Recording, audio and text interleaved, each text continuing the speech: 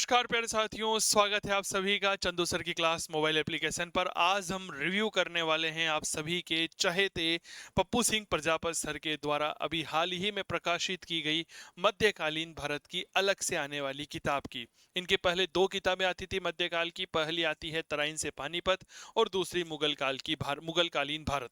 अब इन्होंने दोनों किताबों को मर्ज कर 1200 ईस्वी से लेकर के 1757 ईस्वी तक का एक अलग से मध्यकालीन इतिहास का सेगमेंट निकाला है। किताब मेरे हाथ में है। 2-3 दिन से मैं इस किताब का रिव्यू कर रहा था और देख रहा था कि इसमें क्या कुछ बताया जा सकता है। और लगभग लगभग जो है वह 650 पेज की यह किताब है। बहुत अच्छी किताब मुझे शुरुआत में लगी। फिर भी एक बार आइए इस किताब को देखते हैं। एक बात मैं आपको यहाँ पर बता दूं, मैं जो रिव्यू करता हूँ उस रिव्यू का उद्देश्य यह नहीं होता है कि मैं किताब बेच रहा हूँ या मुझे किसी लेखक के द्वारा कोई प्रलोभन दिया जा रहा है। विद्यार्थी कमेंट करते हैं, आप में से कई सारे विद्यार्थियों ने कमेंट किया कि सर पप्पू सर की जो मध्यकालीन भारत की किताब आने वाली है उसका रिव्यू करिए। आर्य कंपटीशन टाइम्स की जो भारतीय इतिहास की गाइड आती है उसका रिव्यू करिए, नाथ पब्लिकेशन की जो गाइड आती है उसका रिव्यू करिए। तो हमारा कर्तव्य होता है और एक सही जानकारी मैं आप तक पहुंचाता हूं। और मेरा उद्देश्य कोई यह नहीं होता है कि मुझे इनसे कोई पैसा मिलता है या कुछ ऐसी जानकारियां, ऐसी कोई प्रलोभन मिलते हैं, नहीं। मैं यह काम विद्यार्थी हित में करता हूँ। क्लियर हो गई? तो एक बार आइए देखते हैं कि यह किस तरह से हमारे लिए यह किताब उपयोगी हो सकती है। क्या कुछ कमियां हैं, क्या कुछ अच्छाइयां होती है। एक बात मैं अक्सर अपने वीडियो में कहता हूं कि एक लेखक जब कोई किताब लिखता है तो बहुत मेहनत लगती है, बहुत मेहनत लगती है। तो आइए शुरू करते हैं एक शानदार रिव्यू। कैसा लगे हमें ज़रूर बताइएगा। इसके अलावा आप हमें कमेंट बॉक्स में यह भी बता सकते हैं कि आप अब जो हैं वह किस किताब का रिव्यू चाहते हैं। चलिए शुरू करते हैं। नमस्कार साथियों, आपको भी तलाश है इतिहास के एक ऐसे कोर्स की जो चित्रों, मानचित्रों और डायग्राम के आधार पर बना हुआ हो। इतिहास का एक ऐसा कोर्स जो आपकी समझ को विकसित करता हो, बेसिक से लेकर हाई लेवल तक लेकर जाता हो और आपकी परीक्षा की तैयारी में सहायक सिद्ध हो। तो चंदू सर की क्लास मोबाइल एप्लीकेशन पर इतिहास के ऑनलाइन कोर्सेज अवेलेबल हैं। इतिहास का अद्भुत मंच है। आप गूगल प्ले स्टोर से आज ही डाउनलोड कर सकते हैं चंदू सर की क्लास मोबाइल एप्लीकेशन। यहाँ पर इतिहास के कोर्स उपलब्ध है। आरपीएससी फर्स्ट ग्रेड इतिहास पेपर 2 का, हिस्ट्री फाउंडेशन का कोर्स अवेलेबल है सभी पीजीटी एग्जाम के लिए। जैसे कई सारे पीजीटी एग्जाम आते हैं, केवीएस, एनवीएस, DSSS। अभी एमआरएस की वैकेंसी आने वाली है, आरपीएससी फर्स्ट ग्रेड चल रही है, राज्यों के पीजीटी फर्स्ट ग्रेड के एग्जाम आते हैं। तो अलग अलग कोर्स खरीदने के झंझट से मुक्ति, इसीलिए मैंने लॉन्च किया है फाउंडेशन कोर्स। 2 साल की वैधता के साथ रहेगा। इसके अलावा विश्व इतिहास का सेपरेट कोर्स है। प्राचीन भारत है, मध्यकालीन भारत है, आधुनिक भारत है। नोट्स आपको यहाँ पर मिल जाएंगे। इसके अलावा टॉपिक वाइज टेस्ट सीरीज। तैयारी में जब तक हम अभ्यास नहीं करेंगे तब तक सफलता को प्राप्त नहीं किया जा सकता। उसी लिए हमने यहाँ पर आपके टॉपिक वाइज टेस्ट सीरीज शुरू की है। 5 अध्याय हैं आपके भारत का इतिहास के, 3 प्राचीन, मध्य, आधुनिक, विश्व और राजस्थान। पांचों अध्याय के अलग अलग टॉपिक वाइज टेस्ट होंगे, प्लस 5 मॉडल पेपर बिल्कुल फ्री रहेंगे। तो यह सब आपको कहाँ मिलने वाला है? चंदू सर की क्लास मोबाइल एप्लीकेशन पर। तो फिर देरी किस बात की, गूगल प्ले स्टोर से आज ही डाउनलोड करिए हमारा ऐप, आपका ऐप चंदू सर की क्लास मोबाइल एप्लीकेशन। किसी भी प्रकार की हेल्पलाइन के लिए आप हमारे संपर्क सूत्र 8802060952 पर संपर्क कर सकते हैं। धन्यवाद। नमस्कार प्यारे साथियों, स्वागत है आप सभी का चंदू सर की क्लास के YouTube चैनल पर। मेरे प्यारे साथियों, आज हम रिव्यू करने वाले हैं पप्पू सिंह प्रजापत और डॉक्टर दिवाकर मिश्र की तरफ से आने वाली मध्यकालीन भारत का। यह इनकी सबसे नई किताब है, पहला एडिशन है। 1200 ईस्वी से लेकर के यह 1757 ईस्वी तक का यहाँ पर हमें देखने को मिलता है। तो चलिए शुरू करते हैं। सबसे पहले इसकी प्राइस को लेकर के बात कर लेते हैं। ये लगभग 460 रुपये MRP है और यह मार्केट में लगभग 380-400 रुपये के आसपास मिल जाती है। ऑनलाइन डिलीवरी इसकी अवेलेबल है। पीछे लेखक परिचय दे रखा है, आप देख सकते हैं, पप्पू सिंह प्रजापत और डॉक्टर दिवाकर मिश्र का। इनके पहले पप्पू सिंह जी प्रजापत जो है उन्होंने 2 किताबें अलग अलग निकाली थी मध्यकालीन भारत पर। पहली किताब जो थी उसका नाम था तराइन से लेकर पानीपत और दूसरी किताब जो थी वह थी मुगल कालीन भारत। अब इन्होंने दोनों का कंबाइंड एडिशन कर दिया है क्योंकि बहुत लेंदी हो गई थी। सबसे पहले बात कर लेते हैं, लगभग 650 पेज की यह किताब है। यह किताब net JRF, set, RPSC, other state, PCS, assistant professor, school व्याख्याता, RPGT, जितने भी स्टेट पीजीटी एग्जाम होते हैं उन सभी के लिए समान रूप से उपयोगी है यह। ठीक है। विशेष सहयोग रॉयल पब्लिकेशन जोधपुर की तरफ से आती है, मुख्य वितरक वगैरह सब है। सबसे पहले यहाँ पर अनुक्रमणिका की बात करते हैं, ठीक है। देखिए, मध्यकालीन भारत के स्रोत से शुरू कर रखी है, दिल्ली सल्तनत है। दिल्ली सल्तनत की प्रशासनिक एकता और सैन्य प्रौद्योगिकी है। मध्यकालीन धार्मिक आंदोलन, भक्ति, सूफी, सिख धर्म है। प्रांतीय राज्य जिसमें बहमनी, विजयनगर, जौनपुर, मालवा, गुजरात, बंगाल, राजपूताना, ओडिशा, खानदेश, सिंध, मुल्तान, कामरूप है। मुगल साम्राज्य, स्थापना, विस्तार, पतन, बाबर, हुमायूं, अकबर, जहांगीर, शाहजहां, औरंगजेब, उत्तरकालिक मुगल। मुगल साम्राज्य का पतन है। द्वितीय अफगान साम्राज्य, सूरवंश है। शेरशाह सूरी उत्तराधिकारी। मुगल प्रशासनिक व्यवस्था है, केंद्रीय, प्रांतीय, स्थानीय प्रशासन, सैन्य प्रशासन, उमरा वर्ग, मनसबदारी, जागीरदारी, जमींदारी व्यवस्था। मध्यकालीन आर्थिक व्यवस्था में राजस्व व्यवस्था है, कृषि तंत्र है, उद्योग धंधे, व्यापार, वाणिज्य, मुद्रा प्रणाली, नगरीकरण। मध्यकालीन समाज संस्कृति में सामाजिक जीवन है, शिक्षा व्यवस्था, कला, संगीत कला, चित्रकला, वास्तुकला, साहित्य। प्रांतीय स्थापत्य कला शैलियां दे रखी है, जिनमें बहमनी, विजयनगर, बंगाल, गुजरात, मालवा, जौनपुर, कश्मीर, प्रांतीय चित्रकला। मध्यकालीन विज्ञान प्रौद्योगिकी, शासकों की नीतियां, विदेश नीति, सीमांत नीति, दक्कन नीति, राजपूत नीति, मराठा नीति, यह मराठा साम्राज्य। और पीछे कुछ अध्याय जो है यह आपके परिशिष्ट में डाल रखे हैं। तो कुल मिलाकर के 6 परिशिष्ट हैं, जिसमें तुर्क आक्रमणकारी, गजनवी, गोरी, मध्यकालीन विदेश यात्री, उनके वृत्तांत, मध्य पाषाण काल, आधुनिक इतिहासकार, लेखक, पारिभाषिक शब्दावली, महत्वपूर्ण टेबल, सूचियां, मध्यकालीन प्रसिद्ध व्यक्तित्व। सबसे पहले जब मैंने ये किताब को देखा तो एक पल के लिए ऐसा लगा कि जो परीक्षावाणी आती है, परीक्षावाणी की 2 किताबें आती है, आपको पता होगा। एक तो प्राचीन भारत आती है और एक आधुनिक भारत आती है। तो शुरुआत में देखने पर तो ऐसा लगा कि इस किताब ने परीक्षावाणी की कमी को पूरा कर दिया। सबसे पहले इसकी फ़ॉन्ट वगैरह सब कुछ बहुत अच्छा है, पेपर क्वालिटी शुरू से ही ये बहुत अच्छी लेते हैं, इसमें कोई दोहराए वाली बात नहीं है। फ़ॉन्ट बहुत अच्छा है, विजिबल है, चीज़ों को हाईलाइट कर रखा है, बहुत जगह टेबल का उपयोग कर रखा है। सबसे अच्छी बात, इन्होंने डिवाइडेशन कर रखा है। 2 दिन से मैंने बहुत अच्छे से इस किताब को देखा है। अब देखो, एक बात बताता हूँ, किसी भी किताब को ना 1 या 2 दिन में पढ़कर उसके बारे में पूरा नहीं बताया जा सकता। वास्तविक जानकारी तो पूरी गहनता के साथ, एकाग्रता के साथ पढ़कर ही प्राप्त की जा सकती है, इसमें कोई दोहराई वाली बात नहीं है, ठीक है। चूंकि पहला एडिशन है तो प्रयास किया है लेखक ने बहुत अच्छा करने का। अब यहाँ पर देखिए, शुरुआत की है कोहिनूर की कहानी से कि कोहिनूर क्या है, किस तरह से उसका इतिहास है। फिर मध्यकालीन भारत के स्त्रोतों पर जब परिचर्चा की गई है तो यहाँ पर सल्तनत कालीन स्त्रोत दे रखे हैं, तहकीक हिंद की विषय वस्तु है, ठीक है। इस तरह से इन्होंने दे रखा है। मिनाज सिराज और अब्दुल मलिक इसामी को अलग अलग से हाईलाइट करना अच्छा रहता है, क्योंकि कहीं सारी किताबों में इस तरह के फैक्ट हमें अलग से नहीं मिलते हैं, ठीक है। चलिए, इसके अलावा विभिन्न प्रकार के लेखक हैं, उनकी किताबें यहाँ पर दे रखी है। जैसे जफरनामा है, तैमूरी घराने के दरबारी मौलाना सरफुद्दीन याजदी ने तैमूर के सैन्य अभियानों के विवरण हेतु यह पुस्तक लिखी है। तो पुस्तक और उनके लेखकों का विवरण कर रखा है, बहुत अच्छा है। प्राचीन इतिहास, प्रांतीय इतिहास से संबंधित कुछ ग्रंथ को इस तरह से हाईलाइट करना बहुत अच्छा है। क्लियर हो गए। जैसे कश्मीर का इतिहास है, अब कश्मीर के इतिहास के संदर्भ में जो 5, 6, 7 किताबें आती है ना, इन्होंने इन्हें एक जगह हाईलाइट कर दिया है। इसी तरह बहमनी, बंगाल, गुजरात, ये बहुत अच्छा काम किया। क्यों? क्योंकि आपने देखा होगा, चाहे असिस्टेंट प्रोफेसर की तैयारी करें, चाहे आप फर्स्ट ग्रेड की तैयारी करें, इस तरह के वहां पर प्रश्न आ जाते हैं। मुगल कालीन स्त्रोत सामग्री को इन्होंने अलग से दे रखा है। बाबरनामा का अनुवाद है यहाँ पर, ठीक है। इसके अलावा कुछ किताबें हैं, बहुत अच्छा सा विवरण इन्होंने दे रखा। अकबरनामा के बारे में पूरी जानकारी उपलब्ध करवाई है। तबकात अकबरी, तारीख निजामी और कई सारी ऐसी जानकारियां हैं जो हमें यहाँ पर देखने को मिलती है। इसके बाद यहाँ पर प्रमुख मुगल इतिवृत्त आ जाते हैं, घटनाएं आ जाती है, उमरा वर्ग का जीवनी परक इतिहास आ जाता है, दिल्ली सल्तनत की स्थापना, विस्तार आ जाता है। अब देखो, यहाँ पर दिल्ली की कहानी से इन्होंने शुरू किया है कि किस प्रकार जो है वो दिल्ली को 7 बार बनाया गया, 7 बार बसाया गया था। मध्यकालीन दिल्ली के 7 शहर कौन कौन से बने, वहीं से शुरू किया। दिल्ली के प्रारंभिक तुर्क सुल्तान जो है यह कौन कौन रहे, यहां से इन्होंने अपनी बात को आगे बढ़ाया।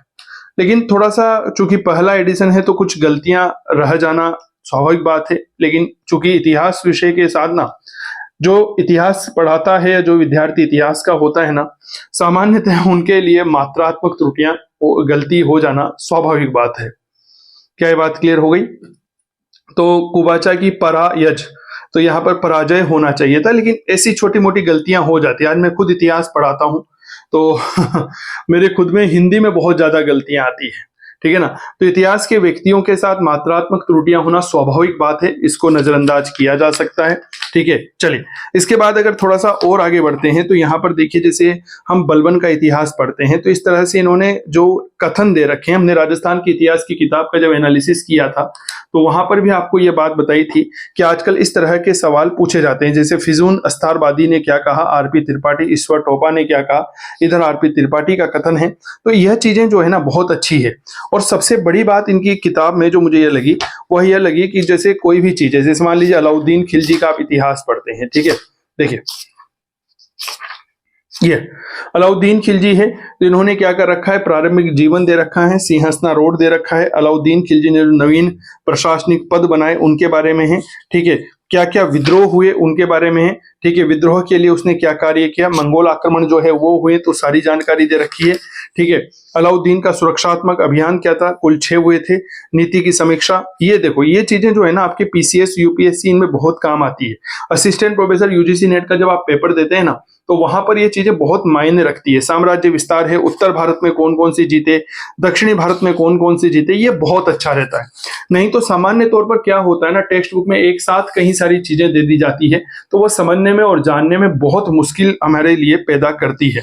क्लियर हो गई। चलिए अब इसके बाद आप देखिएगा अलाउद्दीन की दुर्दांत योजनाएं कौन कौन सी थी, राजत्व का सिद्धांत, आर्थिक सुधार, बाजार नियंत्रण व्यवस्था को इन्होंने बहुत अच्छे से समझा रखा है, मूल्य निर्धारण, आर्थिक विनिमय का कार्य क्षेत्र था, कौन कौन से अधिकारी नियुक्त किए गए थे, क्या क्या संगठन के क्या क्या मूल्य था, ठीक है ना, इस तरह से क्या क्या अधिनियम लाए गए, राजनीतिक अभियान क्या था, सराय अदल यानी कि न्याय अधिनियम क्या था, कौन कौन से कानून बनाए गए थे, घोड़े और दासों का बाजार था तो उसमें क्या रेट थी। हालांकि इतना हमारे एग्जाम में नहीं पूछा जाता।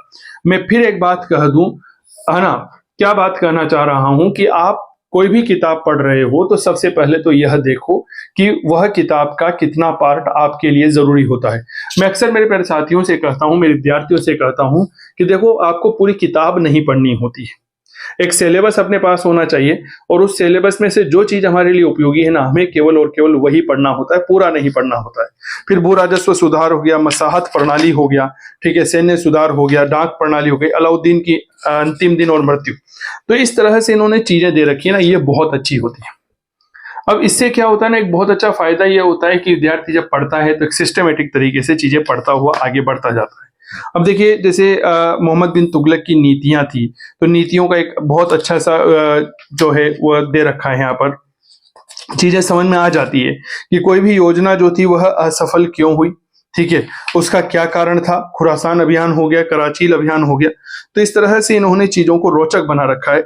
अब देखिए दिल्ली सल्तनत की प्रशासनिक व्यवस्था और सैन्य व्यवस्था के बारे में परिचर्चा करता हूं तो मुझे लगा कि थोड़ा सा शायद इसको बड़ा किया जा सकता था, इस चैप्टर को थोड़ा विस्तार दिया जा सकता था क्योंकि यहां से सवाल पूछते हैं, लेकिन फिर भी इन्होंने ठीक है सफिशियंट मैटर यहां पर दे दिया है, हाँ, लेकिन थोड़ा सा इसको विस्तार किया जा सकता था, ठीक है ना। चलिए इसके बाद अब जैसे इक्ता प्रथा से सवाल पूछा जाता है तो उन्होंने बहुत अच्छे से इक्ता व्यवस्था को अलग अलग से दे रखा है, गुलाम वंश की, खिलजी की, तुगलक की, ठीक है ना, लोधी काल की इक्ता व्यवस्था, इस तरह से सैन्य व्यवस्था का वर्णन है, सल्तनत काल की शब्दावली है, यहाँ से सवाल पूछा जाता है। अभी एक पेपर हुआ था मेरे दिमाग से निकल रहा है, वहां पर मेमार के बारे में पूछा गया था, तो इमारतों का निर्माण करने वाला कहलाता था।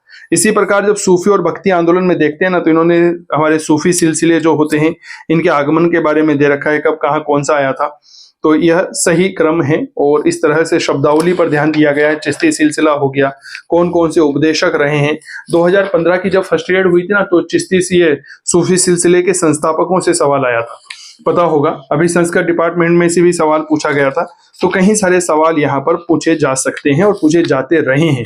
थोड़ा सा अच्छे से पढ़ा करो, चीजों को हाईलाइट करना बहुत अच्छा रहता है, यहाँ से हमें पता चलता है कि यह एक इंपॉर्टेंट फैक्ट हमें देखने को मिलेगा। क्लियर हो गई। देखो अब यहाँ पर सूफी सिद्धांत और शब्दावली है ना, तो यह आपको जरूर पढ़ना चाहिए। इन्होंने अपनी किताब में इस तरह से अलग से दे करके बहुत अच्छा काम किया है। सबसे बड़ी बात क्या हो गई ना, आजकल बाजारवाद का दौर चल रहा है, पेपर की क्वालिटी सामान्य तौर पर किताबों में अच्छी नहीं रखी जाती है, फोंट छोटा कर दिया जाता है, तो विद्यार्थी को पढ़ने में बेहद समस्या आती है। लेकिन इनका फोंट साइज बहुत अच्छा है, ठीक है ना, फोंट में जो आपस में गैप होता है ये भी बहुत अच्छा है, चीजों को सामंजस्य कर रखा है। भक्ति आंदोलन के प्रमुख संतों का यहाँ पर वर्णन दे रखा है, एक मानचित्र दे देते तो चीजें और अच्छी हो जाती, क्लियर, लेकिन उसका यहाँ पर अभाव है। निर्गुण सगुण को अलग अलग दे रखा है। महाराष्ट्र में भक्ति आंदोलन वारकरी संप्रदाय से, इनसे धरकरी से इनसे सवाल पूछा जाता है। फिर उन्होंने कुछ महत्वपूर्ण तथ्य दे दिए। जैसे मैं भी सेम इसी तरह से पढ़ाता हूँ, ठीक है ना। मेरा जो चंदू सर की क्लास मोबाइल एप्लीकेशन पर कोर्स चल रहा है फर्स्ट ग्रेड स्कूल लेक्चरर का, फाउंडेशन कोर्स चला रखा है पीजीटी स्कूल लेक्चरर के लिए, जो कि जितने भी स्कूल लेक्चरर के एग्जाम होते हैं, केवीएस, एनवीएस, पीजीटी, उन सभी के लिए वह समान रूप से उपयोगी रहता है। 2 साल की वैधता के साथ है, ठीक है। तो एक बार आप उसके देख सकते हैं, गूगल प्ले स्टोर से ऐप डाउनलोड कर लीजिए। और देखो, तैयारी की अंतिम रूपरेखा पता है क्या होती है? तैयारी की अंतिम रूपरेखा होती है टेस्ट पेपर देना। तो टेस्ट सीरीज मैंने टॉपिक वाइज शुरू कर रखी है, सबसे बड़ी बात है, तो वो आपके लिए बेनिफिशियल रहने वाली है। तो भक्ति आंदोलन के कुछ इस तरह से महत्वपूर्ण शब्द दे करके हमें बहुत अच्छा लगता है। एक इन्होंने भक्ति और सूफी आंदोलन, जो स्त्री समाज रहा है, इनका अलग से मैटर दिया है, तो चीजों को भटकाव की स्थिति कम हुई है। राज्यों का अलग से इतिहास देकर के बहुत अच्छा काम किया है, क्योंकि मान लीजिए कभी कभी कुछ ऐसा प्रश्न हो जाता है या पढ़ते हुए कई बार ऐसी समस्याएं सामने आती है कि यार फलानी जगह पर क्या हुआ था या फलानी जगह का कौन सा राज्य था, तो हम उसको तुरंत जो है पेज चेंज करके या किताब को पलट करके देख सकते हैं। लेकिन मैं आपसे एक बात यहाँ पर कहना चाहूंगा, अगर आप, चूंकि अभी परीक्षा में 4-4.5 महीने का समय है, अगर आप इस समय कोई मैटर पढ़ रहे हैं, पहले से पढ़ रहे हैं, और या इन्हीं की दोनों में से कोई भी किताब आपके पास उपलब्ध है, चाहे वो तराइन से पानीपत हो या मुगल कालीन भारत हो, तो फिर अभी इसको लेकर के अगर आप रखना चाहते हैं तो रख सकते हैं। वैसे इसकी आवश्यकता महसूस नहीं हो रही, लेकिन वह विद्यार्थी जो कि फाउंडेशन की तैयारी कर रहे हैं, या 2 साल बाद या साल भर बाद, या कोई दूसरे राज्यों के पीजीटी एग्जाम देना चाहते हैं, या मध्यकालीन भारत जहां पर बेहद ज्यादा उपयोगी होता है, असिस्टेंट प्रोफेसर जहां पर 50 क्वेश्चन आते हैं, तो उसके लिए तो यह किताब भाई साहब मील का पत्थर है, ठीक है। एक वीडियो मैं आपके लिए लेकर के आऊंगा जिसमें सौरभ चौबे का मध्यकालीन भारत और पप्पू सिंह प्रजापत के इस मध्यकालीन भारत में क्या अंतर है, कौन सा हमारे लिए ज्यादा उपयोगी है, उन दोनों का तुलनात्मक अध्ययन मैं आपके लिए करूंगा, ठीक है। सबसे बड़ी बात, पूरी किताब को ओवरऑल देखने पर ना, यह किताब पॉइंट टू पॉइंट है। गलतियों की संभावना, पहला एडिशन है, हो सकता है कुछ गलतियां रह जाए, मानवीय भूल संभव है, लेकिन फिर भी इसमें बहुत कम गलतियों के चांस मुझे नजर आए हैं। क्लियर हो गई। डिटेल इनबॉक्स इंडेक्स बना करके विद्यार्थियों के लिए बहुत अच्छा किया जा सकता था, लेकिन फिर भी इन्होंने बहुत अच्छी जानकारियां यहाँ पर उपलब्ध करवाई है, ठीक है। चलिए, इसके बाद मुगल साम्राज्य की स्थापना के बारे में बात करते हैं। तो इन्होंने यहां से शुरू कर दिया, ठीक है, और किस तरह से बाबर का परिचय दिया है, ठीक है। तो इस तरह से बहुत अच्छी जानकारियां हैं मुगलों के बारे में, ठीक है। वही चीजें हैं, उनको रिपीट नहीं करूंगा, ठीक है। उत्तरकालिक मुगल बादशाह आदि के बारे में। अंत में जब हम मुगल कालीन, पूरी किताब की सबसे खूबसूरत चीज मुझे यह लगी, मुगल कालीन प्रशासनिक व्यवस्था का जो इन्होंने डायग्राम के आधार पर विभाजन किया है ना, केंद्र क्या था, प्रांत क्या था, सरकार जिला क्या था, यह बेहद ही काबिले तारीफ है। यह सब करने में मैं मान सकता हूं बेहद मेहनत लगती है, इसमें कोई दो राय नहीं है, क्योंकि मैंने खुद ने 2 किताबें लिखी है, तो मुझे इस बारे में बहुत अच्छे से पता है। केंद्रीय प्रशासन के जो प्रमुख अधिकारी हैं, यहाँ से सवाल पूछा जाता है, तो यह सवाल थोड़ा सा आप लोगों को बहुत अच्छे लग सकते हैं, तथ्य अच्छे लग सकते हैं। मुगल काल के प्रसिद्ध उदाहरणों को एक साथ देना अपने आप में बहुत ही जबरदस्त है। इनकी हर किताब जो है, ये तो भाई साहब, एक बात तो है, पप्पू सर जो है ना, यह किताबों में जो है, लोग कहते हैं कि गागर में सागर है ना, लेकिन मैं तो ये कहता हूं साहब, इन्होंने तो भाई साहब पूरा समुद्र ही इसमें भर दिया, इसमें कोई दो राय नहीं है। बहुत गजब का इनका खोज है, बहुत गजब का कार्य होता है। अब जैसे मध्यकालीन आर्थिक व्यवस्था की बात करते हैं, तो राजस्व व्यवस्था से आपके डायरेक्ट सवाल पूछा जाता है, चाहे वो जजिया हो, चाहे अबुआब कर हो, आवियान कर हो, भूमि के विभिन्न प्रकार हो, चाहे रणा का भूमि हो, चाहे मदद माश हो, यहां से तो इस टॉपिक को बहुत अच्छे से पढ़ा जा सकता है। एक बार आप अपने सिलेबस को अपने साथ रखो, सिलेबस को साथ रखने के बाद आप इसका इंडेक्स खोलिए, और इंडेक्स खोलने के बाद में जो है ना, जो टॉपिक आपको पढ़ने हैं उस टॉपिक को हाईलाइट कर करके पढ़ो, तब तो यह किताब आपके लिए मील का पत्थर होने वाली है। क्लियर? क्या होने वाली है? मील की पत्थर। चलिए, मध्यकालीन सामाजिक और सांस्कृतिक विकास में बात करते हैं, तो सामाजिक जीवन का इस तरह से इन्होंने पूरी तरह से विभाजन कर रखा है। सामान्य तौर पर दूसरी किताबों में हमें इस तरह का विभाजन नहीं मिलता भी है तो मिक्सअप कर दिया जाता है, तो ढूंढने में बहुत कठिनाई आती है, ठीक है। चलिए, सल्तनत काल के संस्कृत ग्रंथ जो है, इनका फारसी में अनुवाद किसने किया? देखो क्या गजब, ये चीजें जो है ना, ये मुझे इस किताब की बहुत अच्छी लगी। कई सारी किताबें पढ़ रखी है, लेकिन फिर भी काबिले तारीफ है। हुमायूं, अकबर, इनका प्रयोगों, इमारतों का स्थापत्य अलग से दे रखा है। वास्तुकला की शब्दावली देखे, पितरा ड्यूरा क्या था, गजकारी क्या था, एवान पितकाश क्या था, बारादरी क्या होती है, ठीक है। काशीकारी क्या होती है, ट्रेविएट क्या होता है, मकशूरा, नामगिरह, इस तरह की चीजें अपने आप में बहुत अच्छी है। अकबर के काल में पारसी में जो अनुवादित ग्रंथ थे, अनुवाद विभाग स्थापित किया था अकबर ने, आपको पता ही होगा, जिसमें फैजी था, अबुल फजल था, बदायूनी था। उसमें कौन कौन से ग्रंथों का अनुवाद किया गया उसके बारे में यहाँ पर जानकारी दे रखी है। प्रांतीय चित्रकला शैली और स्थापत्य शैलियों को देकर के इन्होंने अपनी किताब की खूबसूरती को बरकरार रखा है। मुगल काल की विदेश नीति को इन्होंने बहुत अच्छे से यहाँ पर दिया है। सामान्य तौर पर हमारे यहाँ पर जो किताबें लोक प्रचलित है उनमें इस तरह से अलग से चैप्टर नहीं दे रखे होते हैं, इस बात को बहुत अच्छे से याद रखो। क्लियर हो गई? चलिए, इसके बाद अगर हम थोड़ी सी परिचर्चा करते हैं तो मुगलों की दक्कन नीति आ जाती है। ये डायरेक्ट आपके सिलेबस में आता है, दक्षिण नीति, राजपूत नीति, तो इन्होंने अलग से दे रखा है, आप इनको पढ़ करके काम चला सकते हैं। मराठा साम्राज्य के बारे में बात करते हैं तो मराठा साम्राज्य के इतिहास को इन्होंने अलग से हाईलाइट किया है। जब हम इतिहास दर्शन पढ़ते हैं, इतिहास लेखन पढ़ते हैं तो बखर साहित्य पढ़ते हैं, ठीक है ना। तो मूल रूप से मराठी साहित्य का लेखन या मराठी इतिहास का लेखन ही बखर कहलाता है। तो वहीं से इन्होंने अपनी इस टॉपिक की शुरुआत की है। शिवाजी का पूरा कालक्रम दिया है। असिस्टेंट प्रोफेसर में मुझे याद है 2015 या 16 वाले में मराठा शिवाजी के संदर्भ में 4-5 इस तरह की तारीखें देकर के पूछा गया था कौन सा सही होगा और कौन सा गलत होगा। तो इस तरह से तुर्क आक्रमण, मुझे थोड़ा सा एक चीज जो इसमें लगी वो ये था कि ये तुर्क आक्रमण महमूद गजनवी और गोरी वाला जो था ना, इसको स्टार्टिंग में दे दिया जाता तो किताब और अच्छी लगती, ठीक है ना। लेकिन फिर भी ठीक है, ये लेखक ने जब लिखी होगी तो उनका क्या मंतव्य रहा होगा ये अलग बात होती है। फिर उन्होंने राजस्व की शब्दावली, महत्वपूर्ण टेबल और सूचियां दे रखी है, ये बहुत अच्छी होती है। जैसे हमारी सल्तनत के जो 32 शासक हैं इनका कालक्रम दे रखा है, कुछ टिप्पणियां कर रखी है। मुगल शासक है, उत्तरवर्ती मुगल शासक है, मुगल बादशाहों के मूल नाम है, विभिन्न सुल्तान व्यक्ति, यहाँ से जो है 2-4 प्रश्न जरूर पूछे जाते हैं। उपनाम हो गए, उपाधियां हो गई, ठीक है, शाही महिलाएं, उपाधियां, है ना, और उनके अलावा विभिन्न विद्वान। अब ये महिलाओं से सवाल अक्सर पूछा जाता है, विद्वानों को कौन कौन सी उपाधियां दी, यात्रियों का क्रम पूछ लिया जाता है। इन्होंने क्या किया ना, जैसे 1579 से थॉमस स्टीवेंस से शुरू किया, ठीक है। इसके बाद इन्होंने चीजें जो है सीक्वेंस से दी, आप देखिए बोले, ठीक है ना। तो क्रम बन जाता है, ऑटोमेटिक एक क्रम बन जाता है। थोड़ी सी टाइपिस्ट ने जो है जल्दबाजी कर दी और इसकी थोड़ी सी सेटिंग करने में वह चूक गया, कोई बात नहीं, हो जाता है, पहला एडिशन है। चलिए, फारसी भाषा पर आधारित शब्दकोश है, जैन संस्कृत करते हैं जो मुगलों पर चर्चा करती है। एक बात तो है, ये मैं इसलिए नहीं कह रहा हूं, ये किताब मैं इसलिए कह रहा हूं कि पप्पू सर जो है ना, इन्होंने अपनी किताबों में मेहनत बहुत करते हैं, नो डाउट, इसमें कोई दो राय वाली बात नहीं है। बहुत मेहनत करते हैं और इतना डाटा एक साथ संकलित करना, उसको लिखना अपने आप में काबिले तारीफ है। और मतलब शब्द नहीं होते हैं कहना का।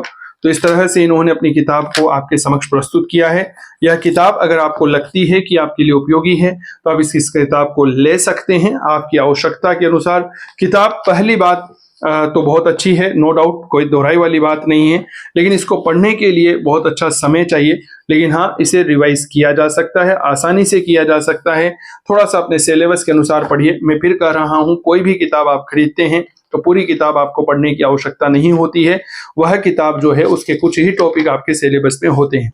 वह विद्यार्थी जो फाउंडेशन की तैयारी कर रहे हैं या 1 साल या 2 साल बाद पेपर देने की इच्छा रखते हैं, वह विद्यार्थी जो भी एमए कर रहे हैं, इतिहास विषय से नेट जेआरएफ का सपना रखते हैं, वह विद्यार्थी जो असिस्टेंट प्रोफेसर का सपना रखते हैं, तो उनके लिए किताब बहुत अच्छी रहेगी, क्योंकि वहां पर मध्यकालीन भारत के अच्छे खासे सवाल आते हैं।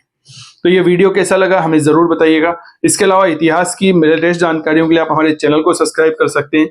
हमारा गूगल प्ले स्टोर से मोबाइल एप्लीकेशन चंदू सर की क्लास को डाउनलोड कर सकते हैं, जहां पर आपको मिलेंगे लेटेस्ट न्यूज और लेटेस्ट अपडेटेड कोर्सेस। तो बहुत बहुत आभार आप सभी का। उम्मीद करता हूं आप सभी अच्छे होंगे। कमेंट बॉक्स में जरूर बताइएगा कि अब आप जो हैं आगे कौन सी किताब का रिव्यू देखना चाहते हैं। धन्यवाद। स्वस्थ रहें, मस्त रहें, करते रहें इतिहास की बात चंदू जैन के साथ। Thank you so much. Bye, take care. नमस्कार साथियों, आपको भी तलाश है इतिहास के एक ऐसे कोर्स की जो चित्रों, मानचित्रों और डायग्राम के आधार पर बना हुआ हो। इतिहास का एक ऐसा कोर्स जो आपकी समझ को विकसित करता हो, बेसिक से लेकर हाई लेवल तक लेकर जाता हो और आपकी परीक्षा की तैयारी में सहायक सिद्ध हो। तो चंदू सर की क्लास मोबाइल एप्लीकेशन पर इतिहास के ऑनलाइन कोर्सेज अवेलेबल हैं। इतिहास का अद्भुत मंच है, आप गूगल प्ले स्टोर से आज ही डाउनलोड कर सकते हैं चंदू सर की क्लास मोबाइल एप्लीकेशन। यहाँ पर इतिहास के कोर्स उपलब्ध है। आरपीएससी फर्स्ट ग्रेड इतिहास पेपर 2 का, हिस्ट्री फाउंडेशन का कोर्स अवेलेबल है सभी पीजीटी एग्जाम के लिए।